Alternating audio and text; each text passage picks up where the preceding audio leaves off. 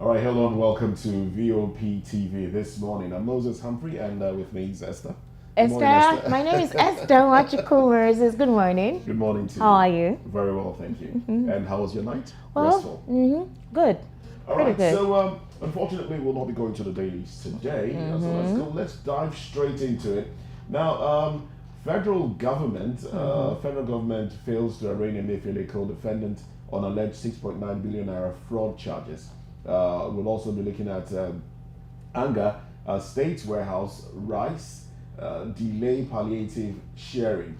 All right. Now we would like for you to subscribe to our page on YouTube and be part At of Voice of the everything. People TV. Yes, Our that's social right. media handles at VOP TV Live. So like, share, comment, be part of the conversation.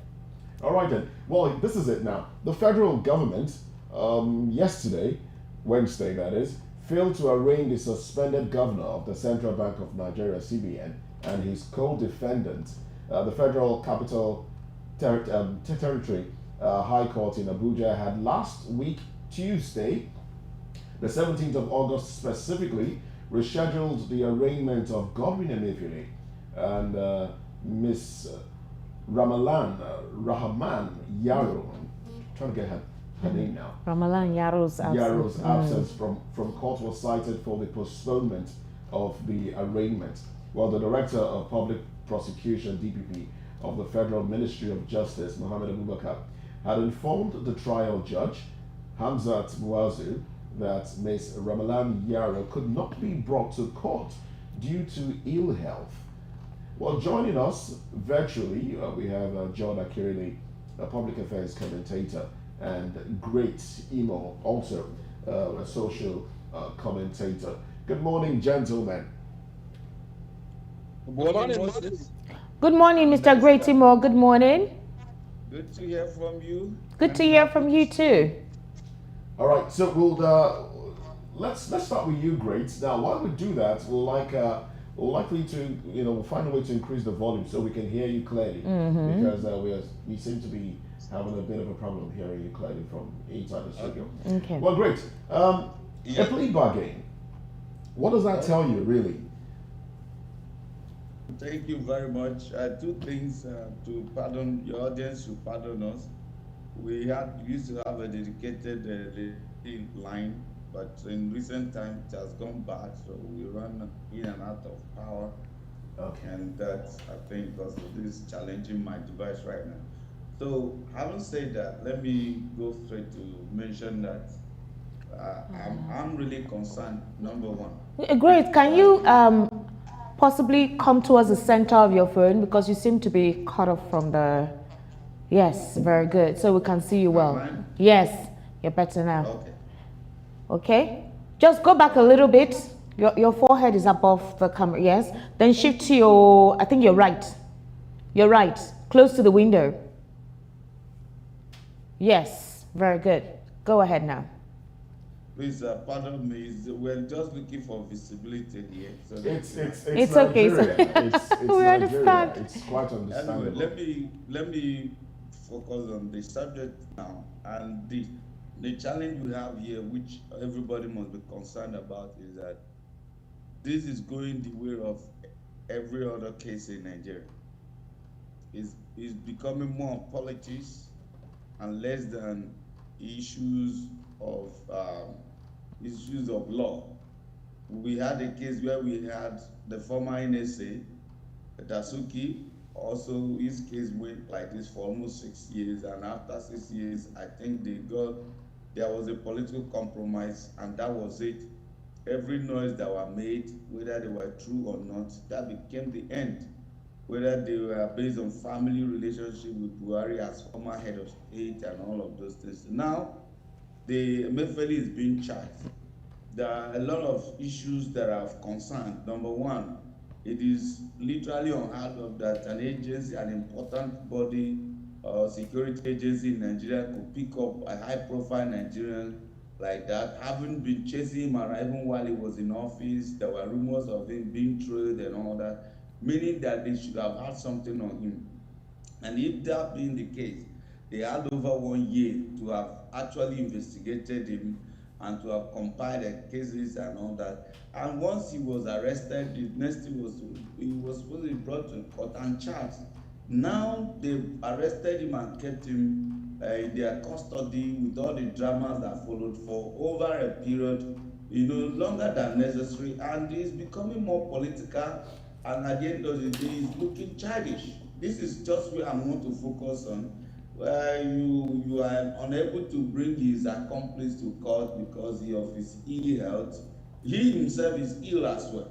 Emefiele is ill, but you're able to bring him to court, and this is accomplice in question and somebody that never appeared in court. But we know how these cases go. If of all the people that served under President Buhari, of all the corruption in the CBN, which there were directors, there was board of directors of CBN, directors, and all manner of elements that were involved. I don't think bringing Emefiele alone tells us something. I think there has been suspicion that Mr. President Bola Tinubu has a personal vendetta.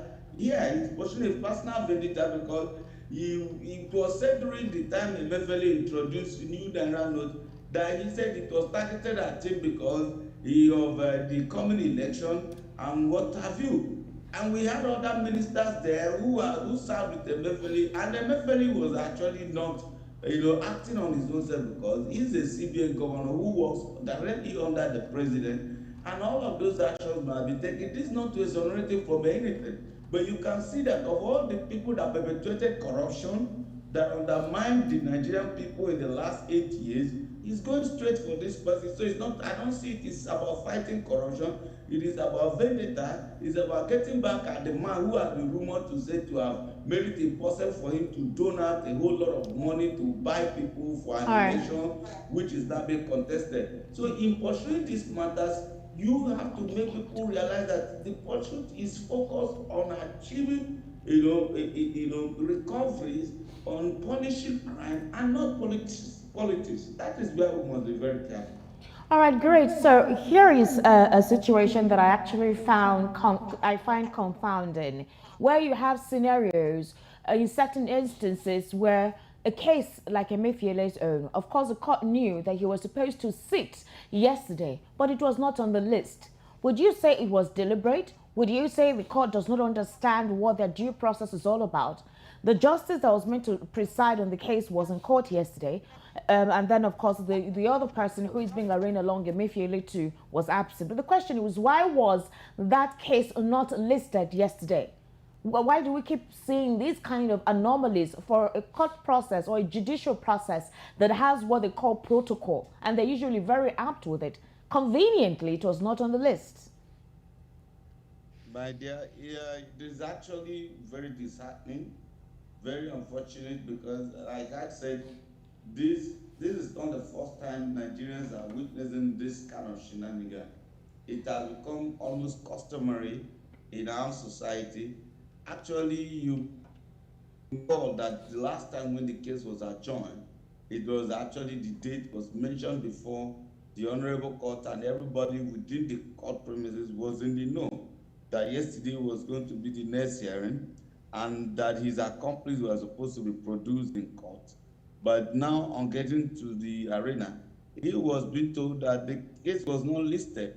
And you begin to ask yourself, what exactly is going on? Well, for many of us and those who understand Nigeria, it is not surprising because Nigeria has been turned into a jungle where every law is at the whims and caprices of those in power and highest bidder and those who have connection and those who are favored per time. And I bet you that if Emefiele were in the good books of the current administration, that wouldn't be the case. So, I mean, how could a high-profile case, very of interest to both local and international media and community, be said to be holding yesterday, and is not listed in the court proceeding? And the other person who was supposed to be brought to be charged along with him was not there.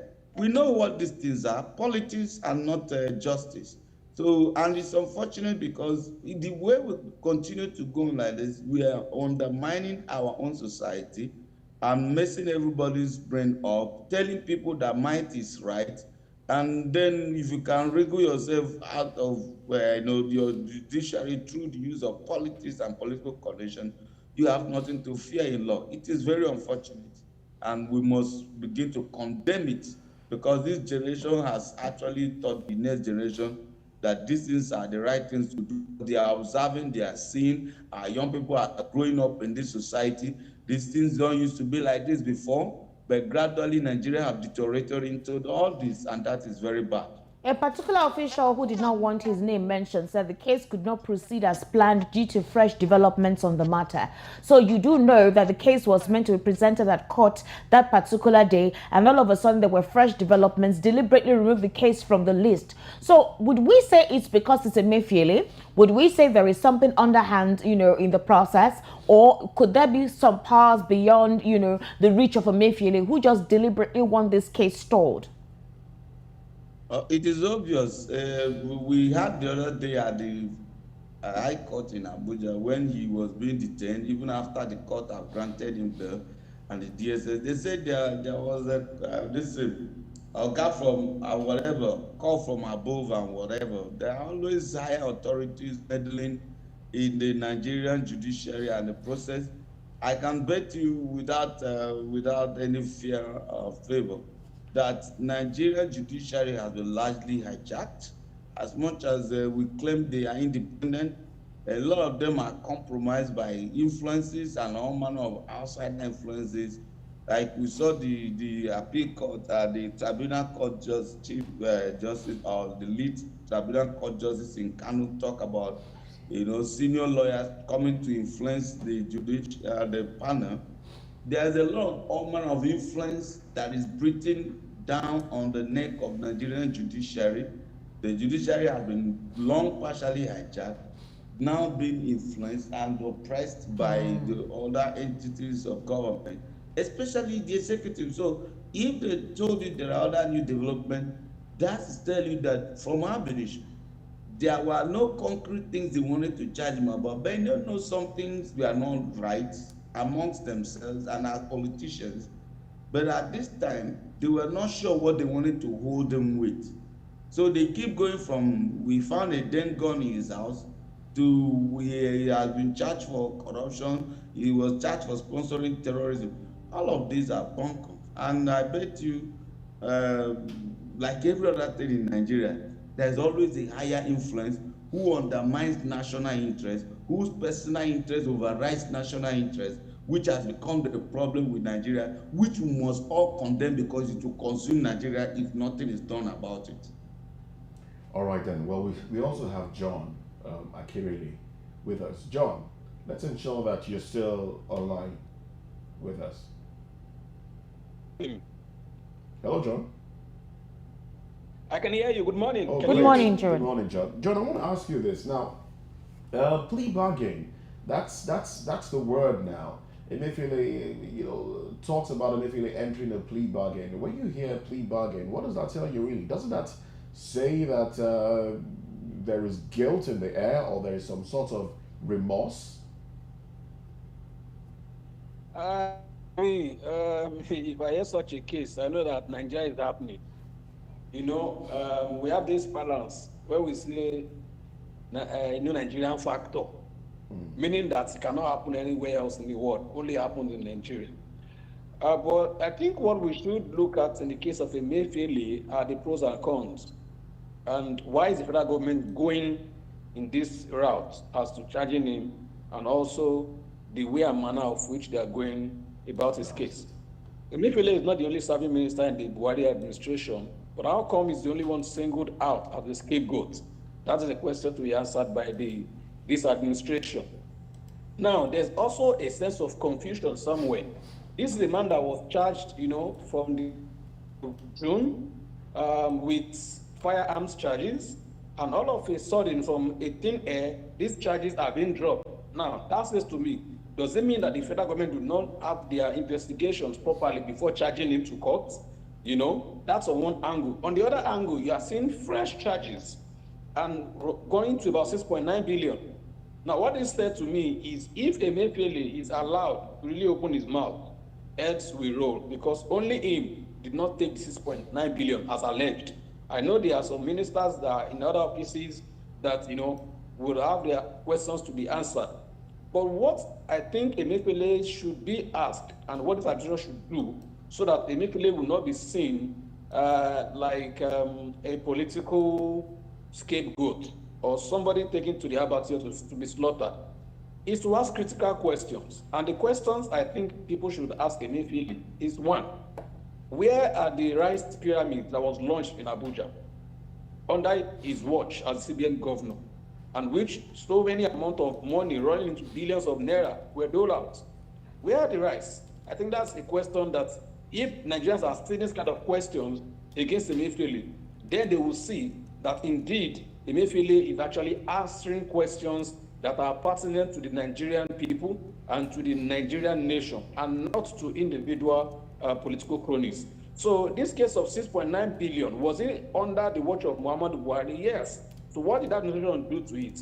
Who are those who are the custodian of the vehicle as we speak right now? Okay, 6.9 billion naira worth of vehicle, procurement is not only Emefiele that is driving such. Where are the remaining vehicles? It's actually interesting that you brought that in. It's interesting that you brought that in, because 100 vehicles, that's the number. 100 vehicles. It's not possible that the man himself would drive 100 cars. Will he buy them to resell? And what's going to happen to April 1616 Investment? That's a company owned by Mrs. Ramalan. Yeah. They should also answer questions. Now, as you answer this, what does this say as to the judiciary being the last hope of the common man? Okay, thank you, Moses. Moses, let's look at this issue on two different angles. And I want us to be as sincere as possible with ourselves and with our viewers all over the world. In every state of the federation, this is a statement of fact for me. Go and check their procurement processes. Who are those who get the contract from government? They are the parleys and the cronies of the power that be. You and I cannot get a contract from a state government if you are not in the good book of the party. And it's happening everywhere in the country. So the case of Emefiele getting investment, April 16 Invest Nigeria Limited to get that is just a microscopic expression of what happens at the national and all across the 36 states. And that was any state at random, maybe Ekiti State or Ondo State or Lagos State, and ask, how do their procurement work? Is it that the best company gets the job? Or if you check who are the owners, who are the board of trustees of these companies, then you see that there's a linkage with the political party. And so it's happening all across. So bringing the Emefiele out now, if we now say that let every system be audited, you will see that this is what I'm saying, that Emefiele is not the only one in this case. And as such, it's a Nigerian phenomenon that should be corrected. People should be allowed to bid for contracts, and when they bid for the contract, give the contract to them, irrespective of their political affiliations, but make sure that competence, capacity, and quality jobs are done for all this project that is being acquired or approved for them. On the other angle, looking at judicial Moses, why do we all of a sudden have this clamor of all eyes on the judiciary? And it's all eyes on the judiciary came from this set of people who feel that over time, the judiciary is not the last hope of the common man. It is said to be the hope of the rich, the high and mighty. And they can tweak it whichever way they want, because they have the magic one. And that is why people are actually shouting now. So judiciary over time have proven, with so many facts and figures, check the record, you will see that what I'm saying is true. They've proven to Nigerians that they are not the last hope of the common man. Why? Because even a common man does not have what it takes to even hire a lawyer, in terms of fighting some cases. And when they see that the case that you are fighting is against the state, some of them will actually have to drop and then tell you they can't go ahead with your case. So for me, in Nigeria, judiciary is not the last hope of the common man. I think God is the last hope. Judiciary is not. And I think it's a wake-up call on our judiciary system that they should understand that they are the third arm of the government and that they are independent. The same way the executive and the legislative arm are independent, the judiciary is also independent. And I think we look at it, where we have strong institutions, judiciary should stand on their own. Executive stand on their own, legislative stand on their own, and they can work together collaboratively, but not in a case where the judiciary is subject to the order of the executive or the legislative in the pocket of the executive. If we continue that way, we are building a country that we cannot call our own future. And I think that's not the way to go. But judiciary should take it as a wake-up call on them, and that they should understand that if truly that balance is real, that judiciary is the last hope of the common man, then we should make it visible to Nigerian people. Nigerian people should feel it, that indeed you can get justice even if your father is a pauper. You can get justice even if you have no money in your account to hire a lawyer. You can get justice even if you are from the poorest of the region of the country, in as much as there are facts on ground and that you can get a justice no matter who does this law. All right, now, great. This is 6.9 billion naira. I dare say taxpayers' money. I dare say money that belongs to Nigeria. And the way this is going, I mean, we are not trying to preempt the courts now, but how do you see this playing out, really? Especially as it concerns the fight against corruption. And do recall that a private investigator, Jima Baze's investigative company, was hired to look into the affairs of the CBN and affiliate government agencies. Was this all they came up with? Or is somebody trying to hide something here? Okay, unfortunately, we have lost connection with Great Emo. I'm sorry, John, you will have to chime in on this one. I think for me, if we look at that, I think for me, CBN has shown over time that it's a cupboard or a can of canker worms. And if you open that worm, heads are going to roll. But I think if truly this administration is really ready to sanitize the system, but I'm scared that they might not be able to sanitize the system. Why? Because some of their own cronies, some of their own allies also will not, scale through this process, in the sense that some of them are in the Senate, some of them are in the House of Reps, some of them are serving governors, some of them are even ministers. And if all of this thing is opened, you see that not even one can stand. And that will be a big problem, because you are pointing the finger, you see that you are also a culpable, also a culprit in this case. And it's a case of who stole something. Didn't you steal? Didn't you steal too? And it's like a thief accusing a thief, and that's the problem. And so we can't really make a headway. But what I think we should do is to have a strong institution. President will come, president will go, minister will come, minister will go.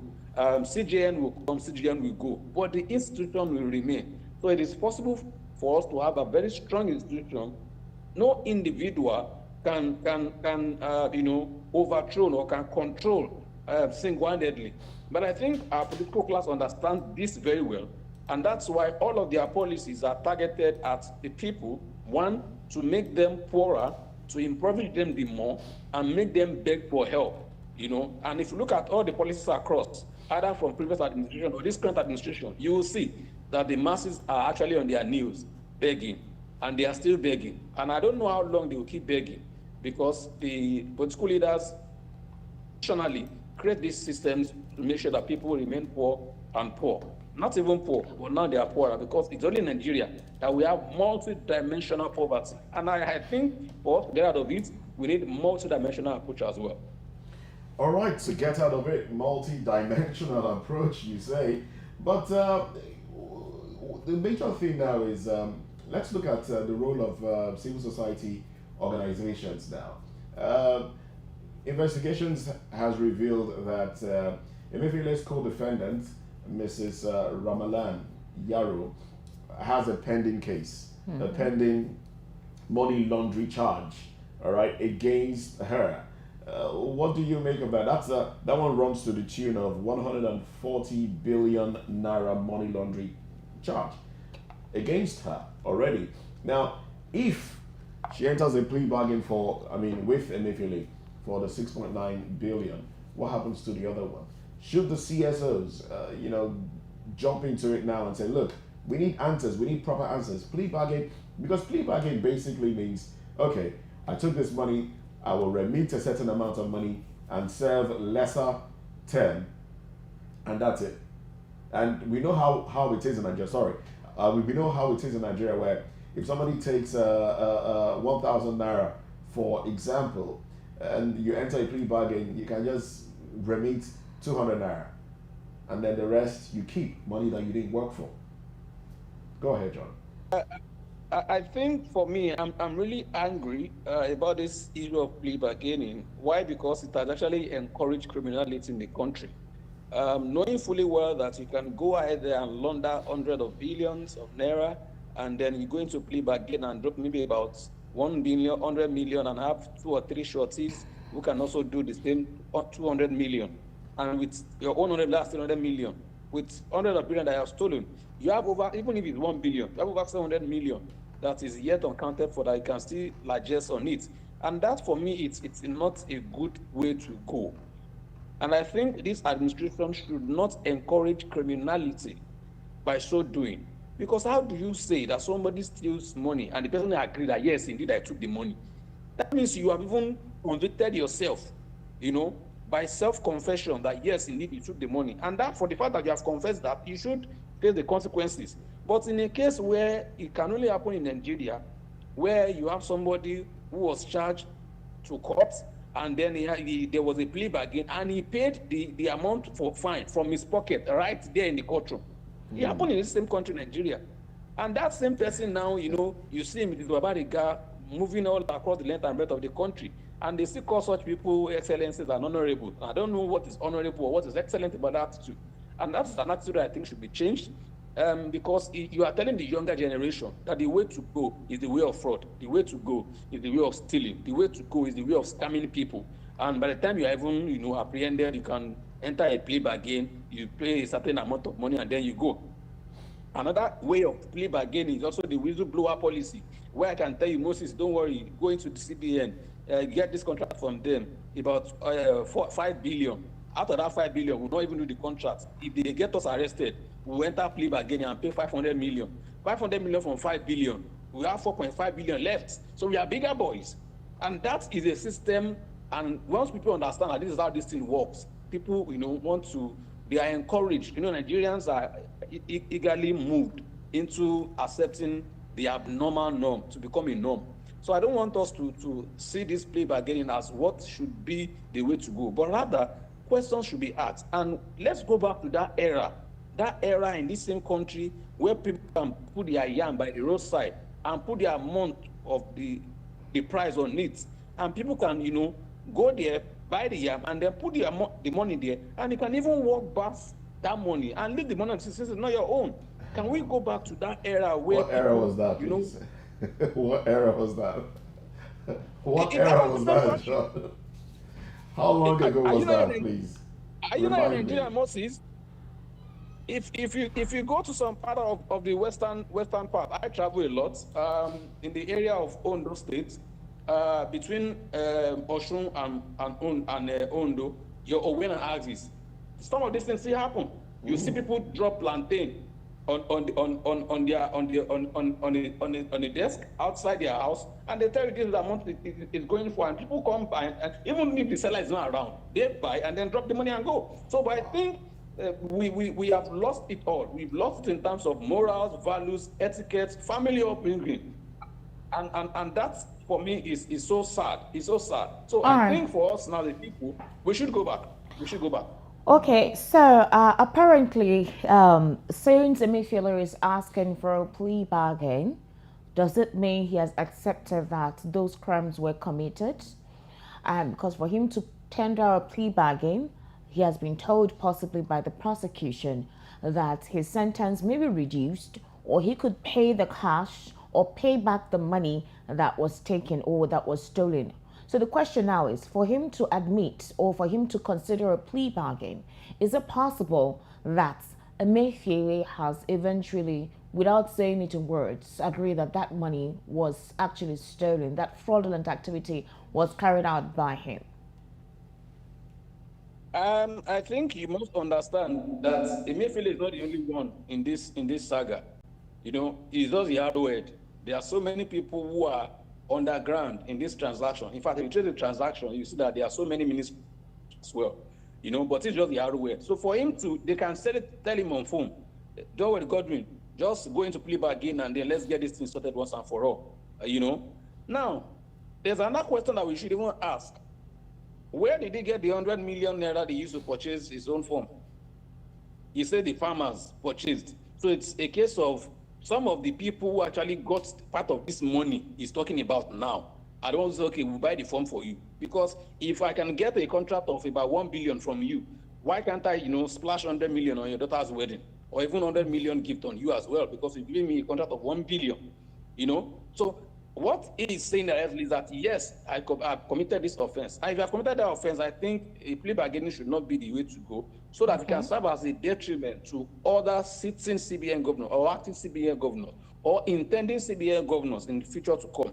So it's possible that he could be pressured to accept the plea bargain. He could be pressured by either, his lawyer who is defending him, or like you said, other invested persons, who are also part of the scheme.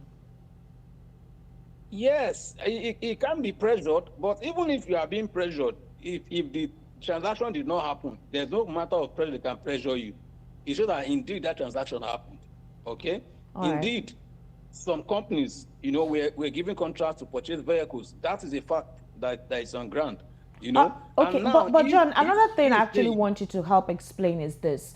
Whatever financial transaction, disbursement, was also in alignment with the president at the time, this time around former President Muhammadu Buhari. Why is Emefiele taking the fall? Why has former President Muhammadu Buhari not been invited to answer questions? If some amount of monies were sent to you to sign up on, it is your due diligence, either you or your chief of staff, to look through the figures that have been sent to you. So whatever it is Emefiele did definitely was in consonance with the president. For example, the Naira redesign policy that was initiated as an emergency when the campaigns were very close. So the question is, why is Emefiele being the, like you said, arrowhead, carrying out the brunt, carrying out those responsibilities, when there are also other vital persons involved? Thank you, Esther. You know what? It's only the head that we see when we dress up. When you wear your suit, it's only the head that you see in your attire. Okay? You don't see your chest. You don't see your stomach. You don't see your back. Okay? You only see the head. So what that means is that Emefiele is the eye of this brand. Okay? Wherever there's any directive that is to come, is the one that makes that pronouncement. Is the one we see. Is the one we hear. We don't hear any other person. The president will not tell you, I want this thing done. Emefiele will, the president and Emefiele can have their meeting, have their discussions, but Emefiele will be the one to address the people on that issue. Then when you ask the president such a question, he will tell you, I'm the president, and I don't interfere into ministries. We have a minister in that regard. He can answer that question. So that question, let us see the minister. So you see that indirectly, the president exempted himself from that and say, okay, the sole responsibility is on the CBN governor. He is independent on his own, He only takes approval from me. But then it will be difficult for the Tinubu administration to bring out files against the Buhari administration, because it will look as if there is something Nigerians are not getting right. And then people ask questions. Why are you bringing back administration of Buhari and asking these questions? But in a sane clan, I think what we should look at is, is there a process of abnormalities? Is there a process of wastage? Is there a process that we feel, didn't follow the due process? Can we, interrogate these people? Yes, But what about the case John, of, it is Air Nigeria? important. John, hold on. It is important for this because you are taking over a government, and there are a lot of porosities on how activities that had to do with taxpayers' monies were conducted. It begs the question for investigations if you cannot put to right logically how some of these expenses were made. For example, I'll throw your attention to the aviation industry or the aviation sector, where we had the minister at the time of Hadi Sirika, also Melekari of NNPC. A lot of infractions were committed in these sectors. These are sectors that generate a lot of revenue for the country, and a lot of anomalies took place, which were actually visible. Why would you, as human administration, and not question the activities of these vital sectors that supposedly generated revenue for the country? And where is the money? Secondly, you complain that there is no money. You say that there were no monies to carry out activities in government. You're asking the people to contend with you while subsidy removal has already been, has taken place. And you have ministries and parastatals that would have their own aids where monies will be disbursed to. Don't you think it begs the question that not just Emefiele, the aviation ministry, NNPC as well, investigations needs to be carried out for his administration to kick off? I think, Esther, you have made a very good and valid point. But let me also ask you this question. Who in this world, which family man or which father or your husband, will make preparation and plans for his family without knowing the number of children in the family? No father, no sane father can do that. And so that is where we have the first problem. We don't even know the number of people that are in Nigeria as we speak. So you don't know the number of people. So how do you even now look at the resources available, and how do you start allocating the resources in the hierarchy of their priority level? That's another area. So the case of Air Nigeria is a case that if you even listen to the minister, you get angry by yourself and what is this person saying? Also don't also forget the case of off your mic, honorable minister, off your mic. These are cases that we only hear on the media, and after 2-3 weeks of noise, it goes down the drain and nobody talks about it. And it has always been like that. And that's why the call is always on the judiciary, that we should understand that our inactions and our actions have consequences on younger generations. And are we building a country we can call our own, or we are breeding monsters in waiting, who when they get into power, I don't know who will be able to even contain them. Even if the country can be able to, I don't think so. So we should be careful in our utterances, we should be careful in our dealings as far as public sector and public service is concerned. If anybody is found guilty, it should be seen. In fact, I think this issue of fight against corruption it should be apolitical. Okay? If a member of your party, either a senator, because in APC we have some senators who have EFCC cases on their neck, and they are still senators now. I don't know, maybe they enjoy immunity, or because that's what I don't say to you. If you're an APC, your sins are forgiven, all things are passed away, behold, you have become new. But once you decline from APC to another party, you will see that your sin that was passed away will be revisited, and that your garment that is as white as snow will become stained with blood again. And so that I think we should go away from that narrative, but rather, if people are found wanting, let them be tried, convicted. And you ask yourself, we have arrays of cases of trial. How many convictions have we seen from there, even before Dasuki's gate to Dasuki's gate? Now it's not happening.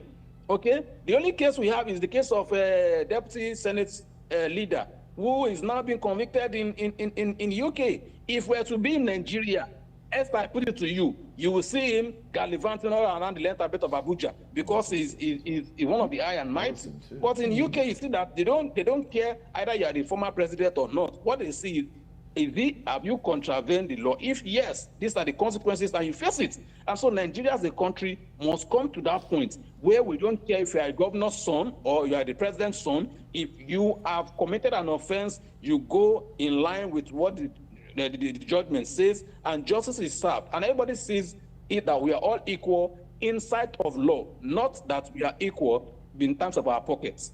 All right, let's come back to Emefiele's case before we go into the next segment. What impact will this plea bargain have on our criminal justice system? It's going to encourage more people to steal, you know. It will encourage more people to commit atrocities. It will encourage more people to say, after all, don't worry, DSS will carry you, and after 2-3 weeks in DSS custody, you will go to court and come back. After like 2 months, after adjournment, then we'll file in for plea bargaining. And after plea bargaining, you report some money, and then you can go and enjoy yourself in Paris with the remaining amount of money, and then come back after like 2-3 years, and then you are integrated back in society, and you are fine, and nobody talks about that case again, and you don't even dare say you want to contest, so that this file is not open up against you. But the money you have is enough to take care of yourself and your family for the rest of your life. And so that should not be the narrative we should be playing to the Nigerian people. That is not the narrative we should be playing. Rather, we should, see, we are a people where we know that if somebody steals kola nuts, you know, the person is disgraced publicly, and it becomes a sign and a shame that, oh, so Ismaila stole kola nuts.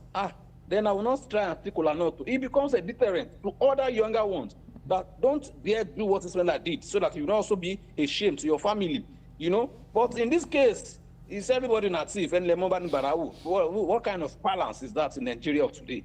You know, that we are even having it now, we are even legalizing abnormality. You know, you steal 100 billion, you have a plea bargaining of 200 million, 100 billion. Does that make sense at all?